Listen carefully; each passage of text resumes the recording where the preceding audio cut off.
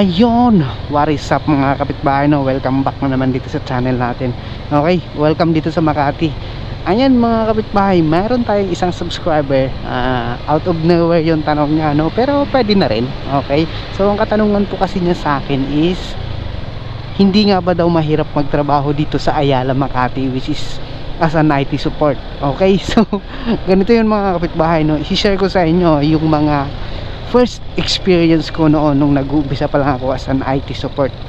First job ko kasi dito talaga ako nagtrabaho sa Ayala Avenue, yan dun sa katabi ng RCBC dito sa GT Tower. Yan kasi talaga yung first job ko. So nagtatanong po siya, hindi nga ba daw mahirap? Taga South kasi siya. So ganito yon mga kapitbahay, kasi kung taga South ka tapos nagkukumute ka lang, kumari taga Cavite ka, okay, so medyo mahirap kapag magko-commute ka. Tapos alam naman natin na yung mga bus before, no, from Cavite papuntang Ayala, yung mga Colorum, wala na kasi yun, lahat na sa BTEX na.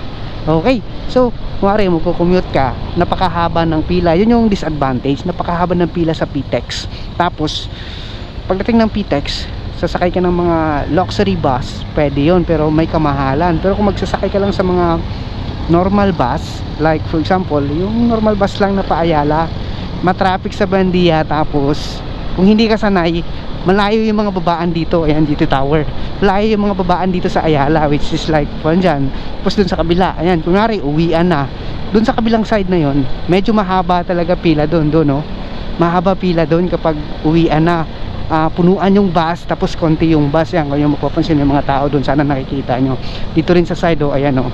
Kapag uwian talaga yung mga rush hour dyan, oh, punong-puno ng tao yan. Ganun yung mahirap. Hindi mahirap magtrabaho sa Makati kapag may service ka, like kunwari may motor ka o may sasakyan ka. Pero kunwari nagko-commute ka lang din, tapos pahirapan. Ang mahirap kasi dito sakayan talaga, kasi punuan, siksikan, lalo na pag rush hour, lalo na pag mga fixed season. Hindi ganun ka convenient yung yung transportation unless may motor ka, di ba? Yan, papansin mo sa ngayon wala masyadong pila kasi nga uwian na. Pero kung mari yung mga 5:30, 6:30, 7, gano'n yan, kasagsagan ng mga uwian ng mga tao, siksikan talaga dyan, yan, sa mga gilid-gilid na yan, puno yung mga pila na yan, paunahan sa bus. Okay, tapos kung ngari taga ibang lugar ka naman, di ka taga Cavite, like taga North ka, mahirap pa rin kasi sasakay ka pa rin ng bus pabandiya, or mag-LRT ka or mag-MRT ka, tapos dadaan ka sa EDSA, bakbakan pa rin talaga kahit mag-MRT ka. Alam naman natin sa MRT, di ba? Sobrang siksikan talaga, di ba? Dito rin sa Ayala, yan, uwian. Ang the best lang talaga magtrabaho dito sa Ayala kasi syempre iba yung ambience, lalo na kapag yung company mo is American company, iba yung culture. At saka pag sinasabi kasing American company, maalaga talaga sa tao, hindi sila mapabaya. Like hindi katulad ng mga company dito sa Pinas na iba na hindi against sa tao. Kapag mga American company, maalaga sa tao, kaya masaya magtrabaho. Siyempre kapag nagtrabaho ka sa mga international company or mga ibang ambience ng mga ibang company like German, US, Australia, Singaporean, siyempre makakasalamuha ka ng iba-ibang people. So ma-enhance yung communication mo, diba? The communication is real, diba? Ganon yung advantage. Ang disadvantage lang talaga dito, napakasarap talaga magtrabaho dito sa Ayala kasi marami kang matutunan, marami kang mamimit. So unang trabaho ko talaga is dito, so nag-enjoy talaga ako. Na-miss ko na magtrabaho dito mismo sa Ayala, eh. Medyo nalihis lang na ako ng konti, pero malapit lang din, pero Makati pa rin, di ba? Yan, katulad yan, iba yung ambience, mapapansin mo dito sa Peninsula. Kapag nagtrabaho ka rito, akala mo nagtatrabaho ka sa ibang bansa, o di ba? Hindi mo na kailangan mga ibang bansa, akala mo na sa ibang bansa ka rin, kasi iba talaga ambience dito sa Ayala, Makati. Kaya nga tinawag nilang CBD, di ba? What is CBD ba? Central Business District, yan. Alright, so konting trivia muna tayo mga kapitbahay, no? Welcome back. Namiss ko mag motovlog. Alright, so kung yung mga matatanong, no, ang channel ko talaga dati is motovlogging. So pangarap ko kasi talaga magkaroon ng big bike. Ayan, kaya nag-vlog ako ng motor-motor ko. Ayan, tulad yan, malayo yung mga babaan dyan, no. Susuot ka pa dyan, pero masaya kasi marami kang mamimit, magaganda yung building, basta iba yung ambience kapag nagtrabaho ka sa Makati. Malapit ka sa Glorieta, malapit ka sa Greenbelt. Ang downside lang talaga kapag commute ka is yung sakayan. Marami akong kakilalang mga tropa kong nagko-commute lang din, nag-resign sa trabaho nila kasi nahihirapan sila sa transportation nila pag nasa Ayala, Makati. Depende na lang yung kumari sa ibang part ka ng Makati. Marami naman kasing trabaho sa ibang part ng Makati, hindi mismo lang dito sa Ayala lang na to. Kasi ang transportation talaga rito is siksikan, agawan, tapos mahirap. Yun talaga, mahirap talaga. Lalo na ngayon kapag kunwari taga Cavite ka. Before kasi putik, ang daming maraming mga bus na nakapilat going to Cavite. Ngayon wala na. Ang gagawin mo na lang talaga is sasakay ka ng bus papuntang PTEX. So pagdating ng PTEX, mahaba din pila dun. Yun lang, di ba? Ganun lang. Pero sanayan na lang din siguro kung carry mo. Like for example, meron akong kakilala, nagtatrabaho din sa trabaho ko. So dito rin siya nadaan. So ang problema niya is kapag uwian,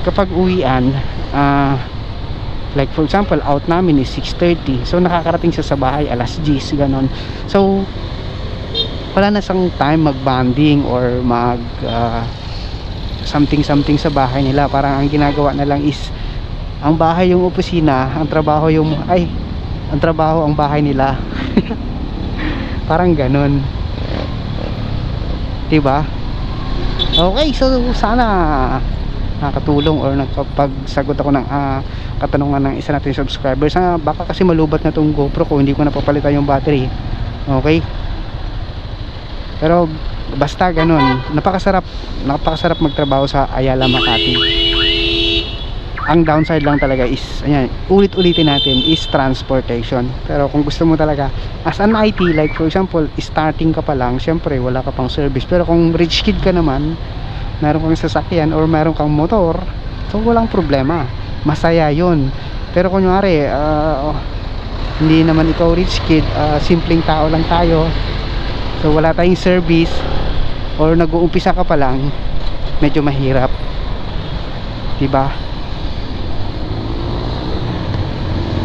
Alright, so nandito na tayo sa EDSA. Ayan,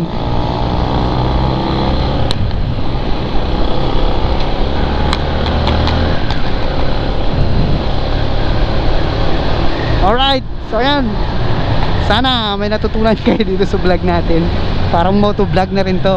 Kapag nawala ako, ibig sabihin nalobat na yung GoPro ko.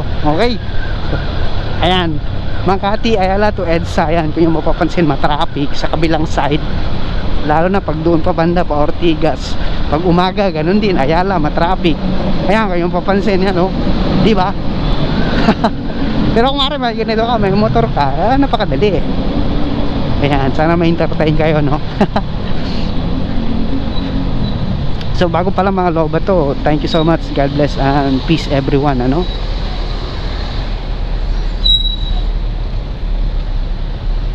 Yan, katulad yan, yan yung mga bus papuntang PTEX. May mga hybrid na bus na aircon, tapos hindi siksikan, pero ay lowat na, ay hindi pa. Ayan,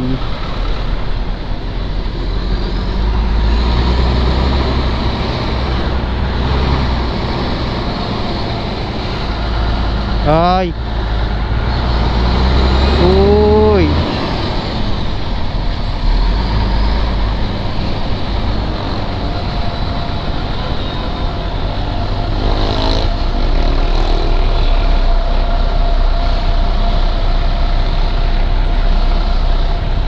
EDSA baby.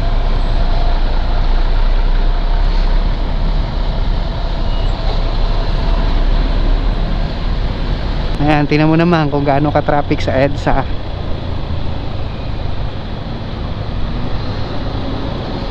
di ba? Kapag nagko-commute ka, may inip ka talaga. Pero kung sanay ka naman sa traffic, sanay ka naman sa commute, or hindi ka naman nagmamadali, like for example, binata ka, okay lang na matagalan ka sa kalsada, okay lang yun. Pero pag kunwari ikaw ay may inuuwian, saka may need pa na gawin, or gusto mo makipag-bonding sa family mo, yun, maraming opportunity talaga sa Ayala, no? Sa Makati. Medyo yun nga lang, no? Kailangan mo talaga magtiyaga or mag-invest ng tiyaga sa sarili para maano mo, diba? Maabot mo yung pangarap mo. Like for example, itong nagtatanong sa akin is pangarap niya na magtrabaho sa Makati. So ganun lang kailangan. Gusto mo talaga ng magandang ambience, Makati or BGC, ganun. Masarap magtrabaho, no? Kasi yung BGC parang Ayala Makati na rin yun eh. Pero yun nga lang talaga, ang problema natin is transportation is the key. Pag wala kang service, medyo pagod. Unless na lang kung taga Makati ka talaga, di ba? Like for example, ang nagtatanong kasi sa akin, taga South eh. Kapag hindi ka taga Makati, mga taga dito ka lang, I mean kung taga Makati ka or taga dito ka lang, goods yun.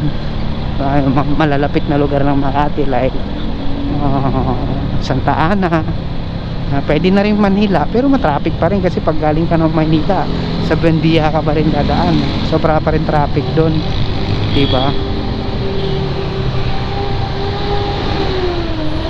Ayun, yun lang.